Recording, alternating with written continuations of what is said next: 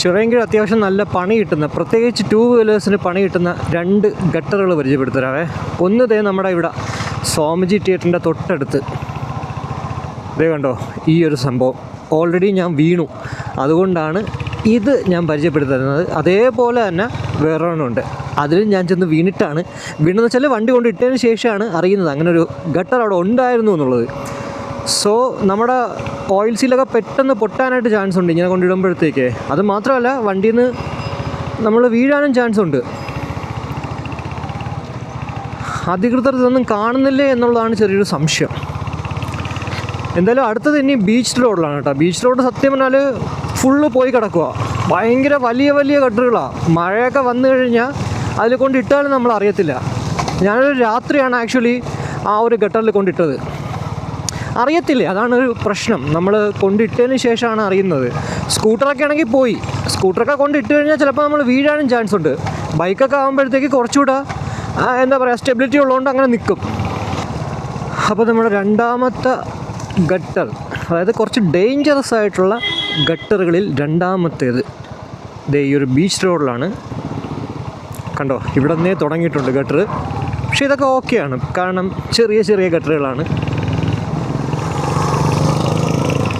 അത്യാവശ്യം ഡേഞ്ചറസ് ആയിട്ടുള്ളത് കാണിച്ചു തരാം. ഇതേ കണ്ടോ, ഇവിടെയും പണിയാണ്. ഇതേ ഈ ഒരു വളവിൽ നല്ല കുഴികളുണ്ടാ. പെട്ടെന്ന് വണ്ടി വരുമ്പോഴത്തേക്ക് ചിലപ്പോൾ വെട്ടി മാറ്റുമ്പോഴത്തേക്ക് പണി കിട്ടാൻ നല്ല ചാൻസാണ്. പക്ഷേ ഞാൻ ഇവിടെ ഒന്നുമല്ല വീണത്, ഞാൻ വീണ സ്ഥലം കാണിച്ചു തരാം. ഐ മീൻ എൻ്റെ വണ്ടി വീണ സ്ഥലം ദേ ഈ ഒരു ഗട്ടറ. കണ്ടോ, സൂപ്പർ കുഴിയാണ്. ദേ ഇവിടെ ഞാൻ എക്സാക്റ്റ് ഈ ഒരു സാധനത്തിലാണ് വീണത്. ദേ ഇതിൽ വീണ് ഞാൻ വിചാരിച്ചു എൻ്റെ സ്റ്റമ്പ് പോയി എന്നാണ് വിചാരിച്ചത്, അല്ലെങ്കിൽ അറ്റ്ലീസ്റ്റ് ഓയിൽ സീലെങ്കിലും പൊട്ടിയെന്ന് ഞാൻ വിചാരിച്ചു. ഭയം കൊണ്ടൊന്നും സംഭവിച്ചില്ല. പിന്നെ എൻ്റെ വണ്ടിക്ക് വാറൻറ്റി ഉള്ളതുകൊണ്ട് 50,000 കിലോമീറ്റർ വരെ എന്ത് സംഭവിച്ചാലും ഫ്രീ ആയിട്ട് റീപ്ലേസ് ചെയ്ത് തരുന്നതുകൊണ്ട് തന്നെ പ്രശ്നമില്ലെന്ന് പറയാം. പക്ഷേ അല്ലാത്തവർക്ക് എന്ത് ചെയ്യും? വിതൗട്ട് വാറൻറ്റിയിലുള്ളവരുടെ എത്ര രൂപയാണ് പോകുന്നത്? ഇവിടെ എന്താണെന്ന് അറിയത്തില്ല. കുറേ നാളായിട്ട് ഇങ്ങനെയാണ് കിടക്കുന്നത്.